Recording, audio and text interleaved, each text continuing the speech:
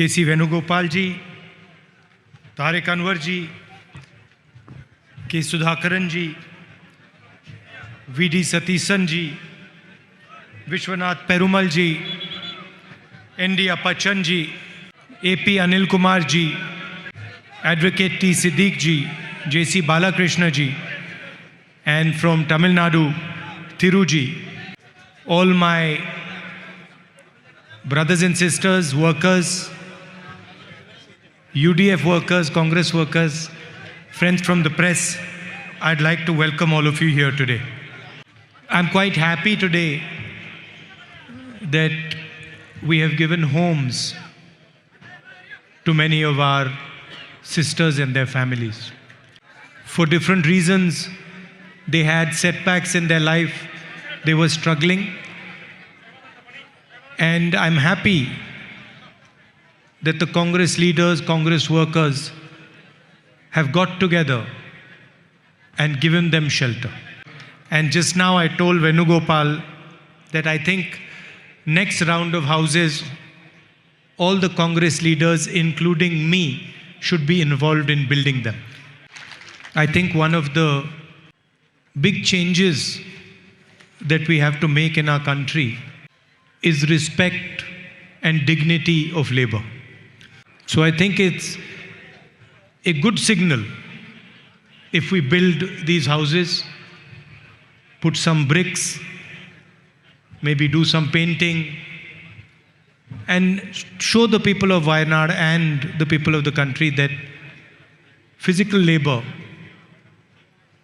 is valuable and is dignified. Many of us live in houses, but we never ask the question, who built this house?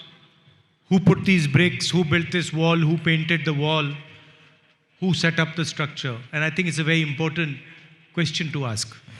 When we first discussed this project, among our leaders, there was quite a lot of enthusiasm, and they were quite excited about doing this with the people of Wayanad. We chose the name Kaithangu, which means helping hand in your beautiful Malayalam. And there were many challenges. It looks quite simple, but there were many challenges in this project. How to choose the beneficiaries, because there were so many. The houses were built in difficult terrain, with hills, with poor roads. And because we want to build as many houses as possible, we wanted to keep the costs quite low, but without compromising on the minimum requirement and the quality. So I'm quite happy today that we have been able to give 25 families a place to stay. And I was also quite happy that I recognized a few of the children, and I had promised them a house. So I was quite happy that I was able to fulfill that promise. So I would like to thank all our leaders, district, block leaders, Mandalam presidents, UDF allies, all our workers who were involved in this project and who supported us. And I'd also like to thank the people of Wayanad who helped us complete these houses and fulfill the dream for these 25 families. And I would very much like that the people of Wayanad help us with this project and help us give as many houses as possible to people who are struggling for shelter. And to the beneficiaries, I'd like to say, we know that you have struggled over the last few years. And we also understand that giving you shelter is not going to solve your problems. But we want you to know that we are very proud of you, of the dignity with which you have faced your difficulties.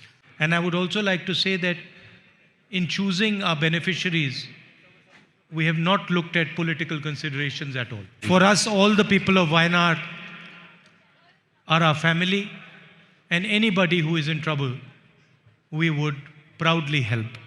Today I held the meeting which we hold periodically about development in the constituency, Disha meeting.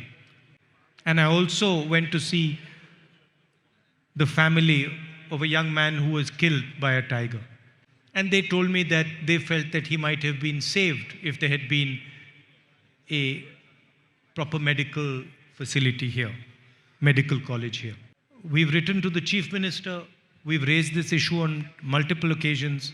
I raised it again at the meeting today. And it's sad that it is taking so long to develop a medical college in Wayanad. For us, this is not a political issue, it is a humanitarian issue. And the Chief Minister should view it in that manner.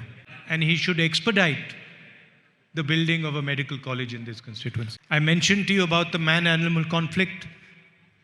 And again, hundreds of people are killed by animals in our constituency.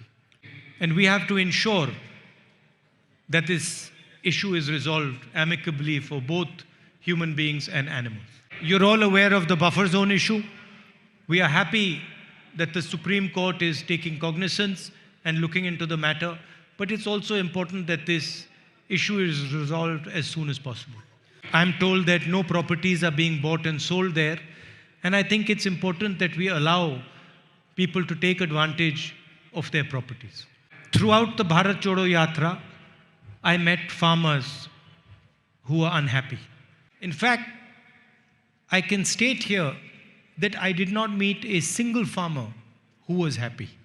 Not a single one told me that he's happy with his life, with his work, with what he gets for his labor. They complained about the insurance scheme, the Prime Minister's insurance scheme. They complained about the seeds. They complained about a lack of marketing. They complained about the farm laws. They asked me why billionaires can have their loans forgiven, but they can't.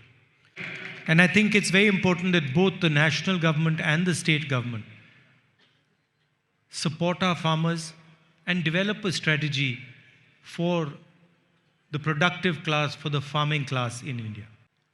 And when I say farmers, I also include the laborers who work on their farms. A few days ago, I gave a speech in Parliament about the relationship between our Prime Minister and Mr. Adani. I spoke in the most polite, respectful tone. I did not use any bad language. I did not abuse anybody. I just raised certain facts. I pointed out how Mr. Adani traveled with the Prime Minister to foreign countries and then immediately after was rewarded by getting contracts in these countries. I showed how 30% of the airport traffic is today controlled by Mr. Adani simply because he has a relationship with the Prime Minister. I spoke about how the rules were changed so that Mr. Adani could get these airports. Earlier, people who did not have experience in running airports were not allowed to participate, and the rules were changed to allow Mr. Adani to participate. The Niti Aayog, other institutions commented on this and said he should not be allowed, but he was still allowed. An official in Sri Lanka stated in a meeting in Sri Lanka, in a public hearing, that the President of Sri Lanka told him that Mr. Modi had pressurized him to give a contract to Mr. Adani in Sri Lanka. Immediately after the Prime Minister went to Bangladesh, Mr. Adani gets a contract from Bangladesh. Mr. Adani and the Prime Minister go to Australia. The State Bank gives a loan of $1 billion to Mr. Adani for a mining project. The biggest, most strategic airport, Mumbai Airport, is taken over by Mr. Adani after agencies threaten the people who ran the airport. And after I gave this speech, most of my speech was edited out and was not allowed to go on the record of Parliament. Apparently, saying the name Adani and Ambani together is to insult the Prime Minister of India. But you can see pictures of them together all across the internet. You can see the Prime Minister flying in Mr. Adani's plane.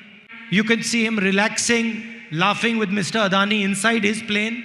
Mr. Adani travels on delegations with the Prime Minister to foreign countries. He magically arrives in foreign countries when the Prime Minister is there.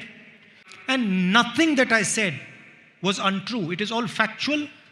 And anybody can go in the internet, go to Google, and ask the questions I have asked, and you will find over there. According to the rules, a speech parts of a speech can be removed from the record if you are saying something without support or if you are insulting someone. I did not insult anybody. I used the kindest language, the most polite language, and everything I said was based on proof. I was asked to show proof with regards to what I said, and I have written a letter to the speaker with every single point that they have removed and the supporting proof. But I don't expect that my words will be allowed to go on the record. At the same time, the Prime Minister directly insults me. He says, "Why is your name Gandhi and not Nehru?" So the Prime Minister of the country directly insults me, but his words are not taken off the record. But it does not matter because the truth always comes out. And all you had to do was look at my face when I was speaking and look at his face while he was speaking. Look at how many times he drank water, how his hand was shaking when he was drinking water, and you'll understand everything. See, he thinks he's very powerful and people will get scared of him. He doesn't realize the absolute last thing I'm scared of is Narendra Modi. He doesn't realize that the absolute last thing I'm scared of is Narendra Modi, right? It doesn't matter whether he's the Prime Minister of India, whether he has all the agencies, doesn't matter. Because the truth is not on his side. And one day, he will be forced to face his truth. So I'd like to thank all of you. If you get a chance, see the Parliament speech, because it's important that you understand what is going on in the country. It's important that you understand the nexus between the Prime Minister and Mr. Adani. Mr. Adani, there's a list of wealthy people in the world. And in 2014, Mr. Adani was 609th on that list. And from 609th on that list, he became second on the list. He got all the airports, the ports, defense contracts, coal contracts, mining contracts, road contracts, agriculture, every industry Mr. Adani is set to monopolize. And there are shell companies abroad that are sending thousands of crores of rupees into India, and nobody knows who these shell companies belong to. The question is, who does this money belong to that is in these shell companies that is coming into India? I asked the Prime Minister some questions. I asked him about his relationship with Mr. Adani. I asked him about how Mr. Adani has grown so fast. The Prime Minister did not answer a single question.